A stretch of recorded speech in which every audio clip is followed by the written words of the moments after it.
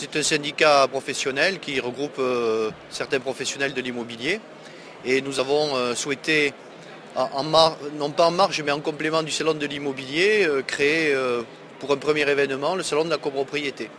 C'est-à-dire qu'en fait le souhait c'était de retrouver autour de nous des copropriétaires pour qu'ils puissent venir discuter directement avec les entreprises qui interviennent habituellement dans leur copropriété. Si vous voulez, on a essayé de faire cet événement en 2 temps. Déjà, chaque année, et depuis maintenant 5 ans, nous avons une manifestation qui s'appelle la journée des conseils syndicaux. C'est-à-dire que nous convoquons nos responsables de copropriété sur un thème et nous faisons une réunion avec un intervenant. Donc hier, on a fait cette réunion où il y avait plus de 200 personnes qui sont venues écouter Maître Bouilleur, qui est une référence en droit de la copropriété. Et au-delà de cette réunion, on a souhaité effectivement que les copropriétaires puissent directement discuter aussi avec les fournisseurs qui souvent, lorsqu'ils interviennent dans les immeubles, ils le font par le prisme du syndic de la copropriété. Et des fois, les propriétaires n'ont pas ce contact direct avec les entreprises. Donc là, certaines entreprises nous ont rejoints sur ce salon et ça permet aux propriétaires de venir leur exposer leurs problèmes, poser des questions, avoir des renseignements sur ce qui les occupe au quotidien. On a des façadiers, du comptage de l'eau, des gens qui s'occupent de l'ouverture des immeubles, voilà, des assureurs, de l'expertise.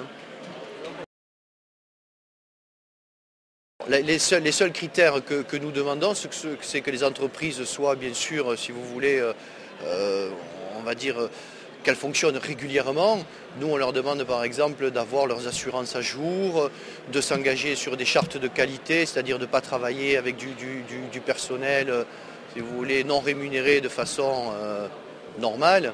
Et lorsque les entreprises respectent, vous voulez, tout ce qui est légal, il n'y a pas de,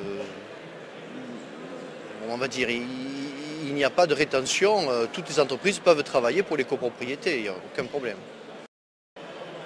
Tout dépend. Alors, moi, ce que je dirais, c'est que les charges de copropriété, c'est souvent le reflet de ce que les copropriétaires en souhaitent.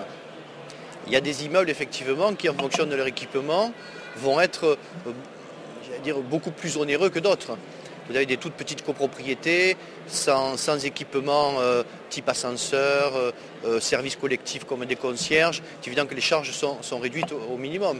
Lorsque les copropriétaires investissent sur des résidences déjà ou de standing avec des équipements autres, eh bien, il est évident que les charges sont récentes. Mais après, on va dire qu'il y a des coûts qui restent fixes.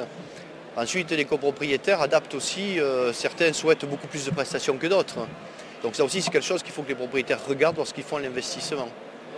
Il faut que les propriétaires, bien sûr, c'est la première étape de la démocratie. Hein. Il faut que les gens apprennent à vivre en collectivité aussi. Alors c'est vrai que pour certains propriétaires, des fois, ils ne sont pas partisans de certains travaux, mais des décisions vont s'imposer à eux. C'est le jeu, les règles de majorité. Mais en règle générale, le syndic est le chef d'orchestre aussi. Et s'il fait bien son travail, il saura trouver le bon équilibre. Hein. En fait, une copropriété, pour bien l'entretenir, il faut qu'il y ait un véritable équilibre. On ne peut pas toujours dire non, c'est-à-dire ne jamais faire de travaux, parce que le jour où ça arrive, la note devient astronomique. Et on ne peut pas toujours dire oui, parce que si on fait aussi dans les immeubles que pour ceux qui ont les moyens, à un moment donné, d'autres n'arrivent pas à suivre.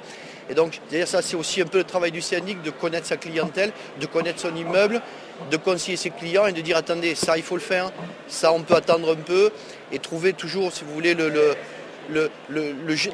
bon chemin pour que financièrement tout le monde puisse suivre, mais qu'en même temps l'immeuble soit correctement entretenu.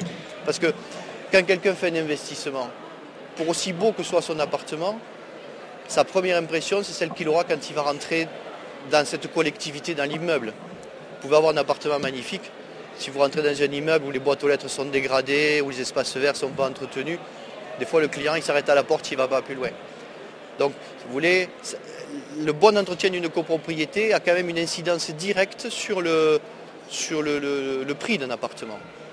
Un bon syndic de copropriété doit faire attention à tout ça. Et les administrateurs de la CNAB sont formés pour ça.